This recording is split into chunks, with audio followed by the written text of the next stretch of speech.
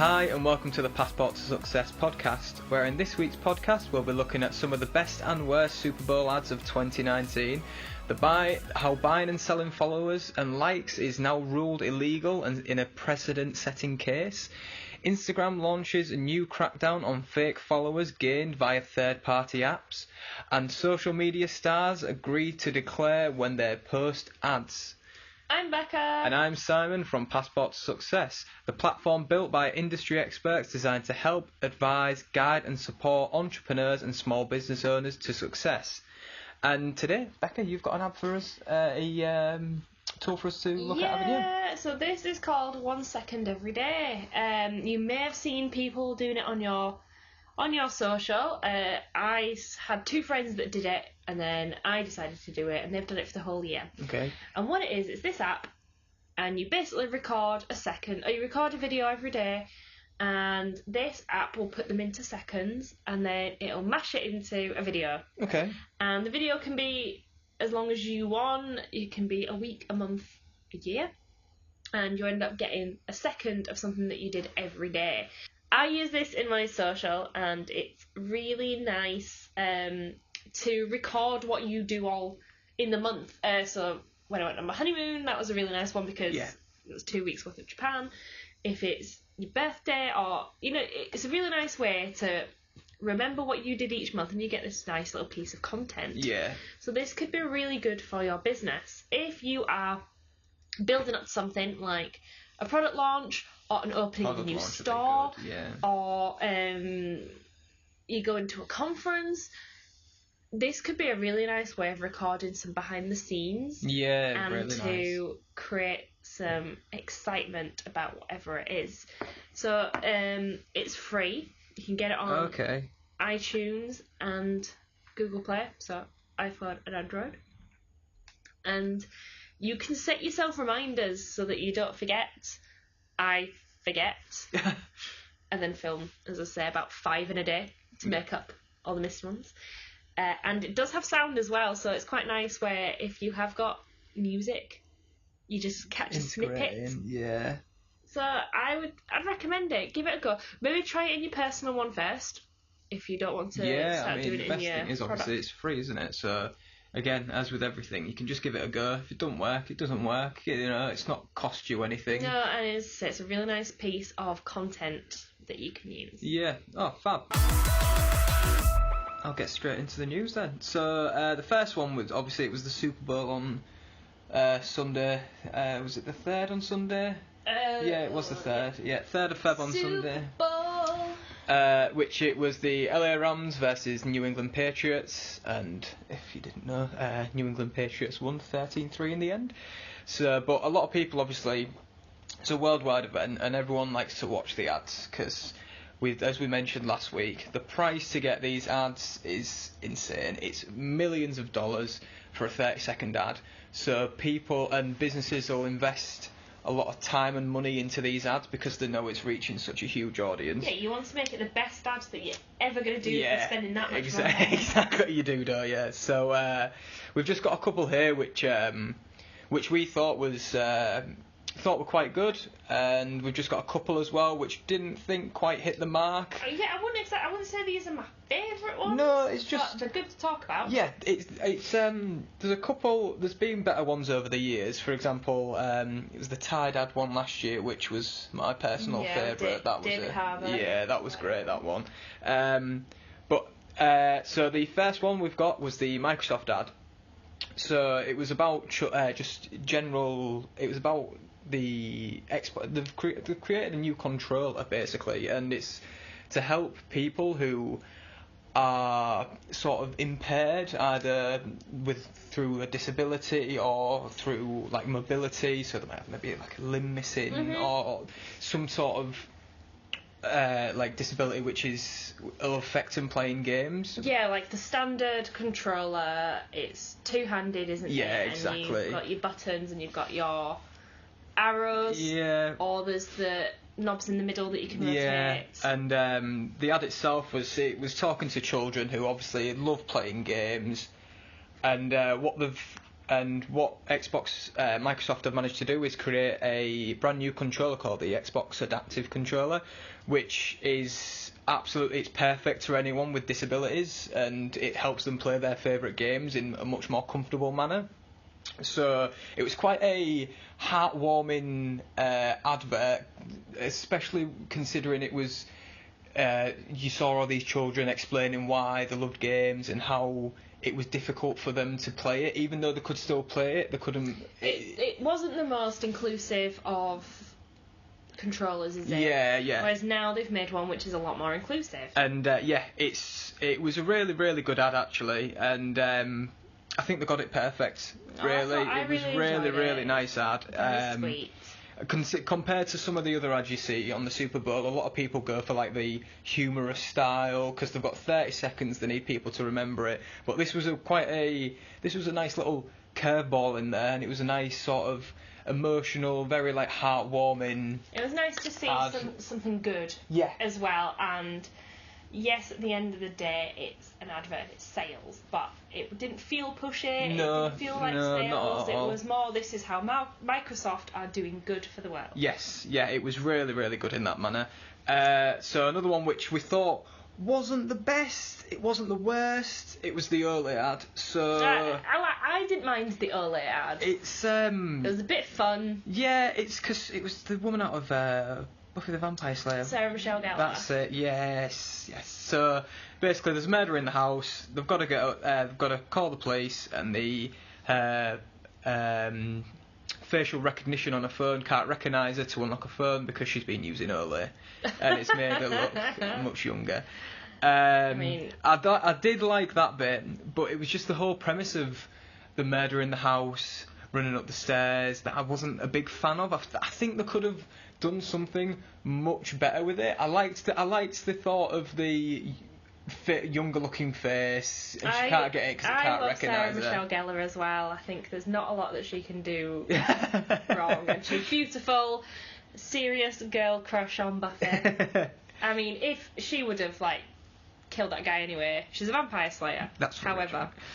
But yeah, it was just I think they could have done a better storyline with that, which would have grabbed people's attention more. But I did enjoy the aspect that the facial recognition couldn't actually recognise her because of her youthful looking skin now that she's been using it. Yeah, and it's nice because I mean, the ad's not necessarily been praised, but people have picked up on the fact that they're aiming at the women who are watching the Super Bowl. Yes.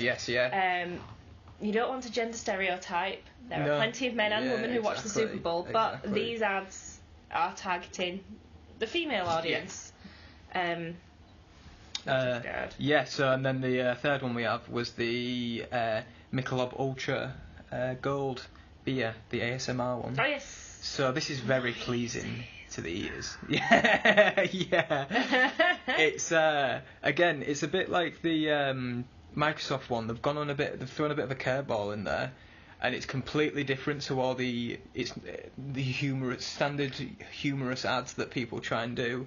And I thought it was a bit more subtle, and it was quite simple in the fact that it wasn't too jazzy. No, it wasn't. It was the satisfying sounds of a really good beer. Yeah. I mean, you know when you crack open a can and it goes like, and it's a really satisfying sound. Yeah. It was exactly that. It stood out because you kept watching it. Yeah. The sound was so satisfying. Yeah, if that makes sense. It was Zoe Kravitz as well, so another female-led advert. Yeah. It was really satisfying listening to it. I don't really know what more. I really enjoyed it. It made me thirsty for beer, and I don't really like beer. The fourth one we have is the Amazon Alexa ad. So this one was quite a funny one. So it had who did it have in it? It was Forrest Whitaker and Harrison Ford. Yeah, and it was Harrison Ford's dog. Yeah, I love that dog. It was basically it was Amazon had put Alexa in different gadgets. So there was one in a microwave which worked, and then they were saying how they've tried and failed it in numerous gadgets, and it just there's so many celebrities that just keep popping up in these ads, like especially the Amazon one, And some of the gadgets that they tried to put them in, I thought it was a really good advert towards Alexa. I liked it in the hot tub. Yeah. That was quite funny. That looks really cool, though. I think we'd like a hot tub that did that. I just like a hot tub, full stop. But, yeah. But yeah, I thought that was a really interesting one. Nice little humorous spin on Amazon Alexa, because everyone sort of thinks it's a very sort of serious product, like very robotic. And it's kind of talking about the AI, the fear that it's going to have its own artificial intelligence. There's been reports of people's Alexas just like laughing randomly, in the news. So I mean, that's creepy as. It was, I thought that was a really good advert. I still don't think it was as good as the one where Alexa lost her voice, when it had Gordon Ramsay. Oh yeah. Helping someone do a grilled cheese sandwich, etc. So that was good. And then the one which we thought could be good, but wasn't as good as it could have been, was the Bud Light and Game of Thrones crossover. It's not had a lot of love on Twitter, especially with the amount of love and hype around this series of Game of Thrones. Yeah, I can see why they've. It seems like, I wonder if they've sort of just been like, it's a win-win. We don't have to put a lot of effort into it. People love Game of Thrones already, so. I love Game of Thrones already. And I do, but I don't think it was as good as it could have been. It could have been so much better than it was. They've tried to throw a bit of humour in there with the Bud Light fantasy that they're doing, and then they've tried to make it sort of serious off the back towards the end of it. And I don't think it worked personally. There were better Bud Light adverts. Yeah. Than that one. Yeah. Which is a shame, because that could have been a really good ad. But yeah, they're the 5 that we picked out that we thought. But there was a lot to pick there was some from. Good ones. There's some good ones that we haven't picked up on. I could spend hours just trawling through they were YouTube really good, to you had the look at them. Doritos one, which was Chance the Rapper and Backstreet Boys. Yeah, there was Steve Carell in Pepsi. Yeah, Pepsi. There was Cardi B. So many celebrities in them all. It's the amount of money that's spent. It's absolutely crazy. I know. But if it gets them what they want, then perfect. And just a quick update, actually, the next point that I'm going to pop up is the world record egg. We've spoken about this egg. Quick catch up, so it's finally cracked. And there's a video now of the egg with a little smiley face explaining what it's about. And it's all about mental health and feeling the pressure. And what they've got is they've got a website now. I'm so sorry, I can't remember what it was called. I think it's worldegg.info, I think, maybe. Let me find out. I think it was that. I'm on its Instagram. And basically what the website does, it lists through in numerous countries different mental health places that are available for people to go and talk about mental health. So it's ended up keeping us looking and constantly checking this Instagram account and liking it as much. We mentioned it ages ago, didn't we? Because you thought it was just a little bit of a mick take to get more likes than one of the Jenners. Kylie Jenner. Yeah, Kylie, yeah. But I like how they've managed to spin it into something that's really is like such a talking point at this day and age, is mental health, and the way they've managed to put it into have all this attention focused on it. Because it cracked a bit, didn't it? And then you could see the stitching that you get on the ball, and something to do with the Super Bowl. So after the Super Bowl, and it was on Hulu, wasn't it? Shown on the streaming service Hulu, the clip shows the egg cracking under the pressure of being famous. An advert for Mental Health America. Yeah. Which is it's quite powerful. So eggs are fragile, just like humans. Yeah. I'll need some help. So I just thought I'd give everyone an update if they're not staying up to date with the world record egg. So yeah, it's finally cracked, and it's such a nice ending towards. They think it's a guy from London, don't they, who's done it? Oh, do they? I think people don't quite know who it is, and I think they might have traced it back to an advertising agency or a guy in London. Oh, that's good. Oh, I like that. Oh, fab. Oh, cool. Talking of social media, we're just going to look at... There's 3 articles that I found, but they all fit really nicely.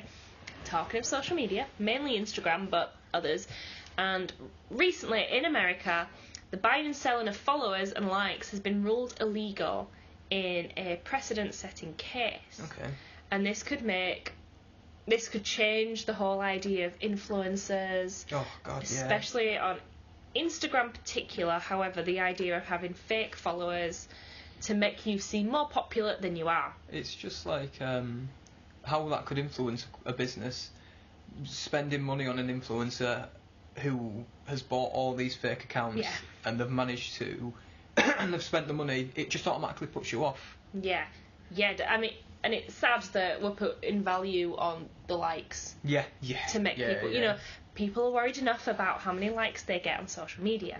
But in terms of business, you want more likes because you want people to engage with you, your product, your services.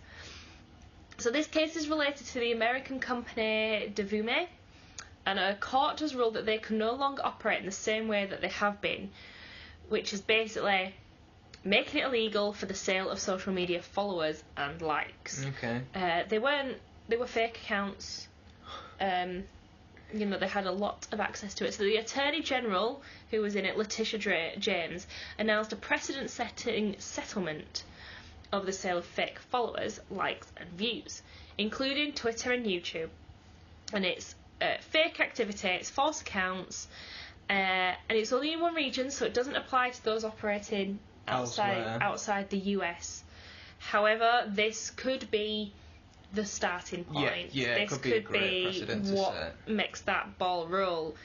And it stems from a New York Times report which was published last January, which identified it was a range of celebrities who had bought the services of this Devume, and it sold Twitter followers, it sold retweets to celebrities and businesses. Because if you have more followers, people can think that you're an influencer. Yeah, exactly. And I think it's estimated that they had access to 3.5 million automated accounts. That's a lot of fake accounts. So we've spoken before about regularly, you know, Facebook, Twitter, Instagram, they do a cull of fake accounts. Because we spoke once before about you've suddenly lost a lot of followers. Yeah. Could be that they were fake. And doesn't mean it gets it all though. There is a lot of talk in the news about the control of fake stuff on social media, fake news, everything like that. So this could be the start of something very, very big. This was only published on the 1st of February, so this one is very recent indeed. So if you are paying for likes or for likes, followers, maybe you should rethink it, because at the end of the day they aren't real. No. And then also thinking, if you are wanting to go to an influencer who's got a lot of followers, be wary that they might not all be real. No, you need to do your research first. Don't just dive straight in and pick out someone who's got thousands of followers, because it could be fake. Yeah. And it's all about checking. You need to check and make sure that you cross-check everything. I mean, you can even ask who people have used previously. You know, they're influencers for a reason, and they should have a explanation of who they've worked with before. So. Yeah, and this kind of follows on from back in November. Instagram said they were launching a new crackdown on the fake followers. So they were setting out their intention to reduce, get rid of, monitor the fake accounts. Because people want their following count to be as high as possible, because it's a status symbol, isn't it? You know, if it means you're more popular. So if you were to then go to an influencer, or some model agencies apparently won't take on clients unless they meet a certain threshold of likes on social media. Wow. But then it leads to the fakes. So they're easy to find. You can just search buy Instagram followers. Really? Yeah, just it's as easy as that. Well, this is from back in November. I'm hoping it's harder now, but it just sounds dodgy, doesn't it? It really does sound dodgy, and that's so simple yet so effective. Instagram are saying that they are built machine learning tools which will identify fake accounts. Okay. Hopefully, and there are apps as well that can fuel. There are apps that can automate likes. There are apps that can automate comments to make it seem like you're doing it, but you're not. So it's the thing is with social media, there's so much fakery around it. You need to be genuine, and that's why people will use you as business. So if you write what you post on your social media, yes, you can retweet stuff, but don't blanket retweet. No. Add some personality to it. Behind the scenes work nice so people see that you are a human. If they ever message you, message back with your name at the end. It's all about making yourself more human, because there's plenty of fakeness out there. And the third kind of news, which still links to this, was a couple of weeks ago, and it's about social media stars. There is a list of them that have been named, but there's more. And they have now got to clearly state if they've been paid to promote something on their Do you know what? Instagram. Quick one. I watched that Fire Festival on Netflix. Really good. Yeah. Definitely, just a quick sideway. Watch it. It's really good. Yeah. But it was saying about how some of the models, when they were promoting for the Fire Festival, didn't have hashtag ad at the end, and I think some of them had been subpoenaed to go into court or something like that, or like they were trying to sue them because they hadn't put hashtag ad at the end, if that makes sense. So this is going off that. All these guys, all the list, there's people like Ellie Goulding, Rita Ora, Alexa Chung, Zoella. Oh. These people.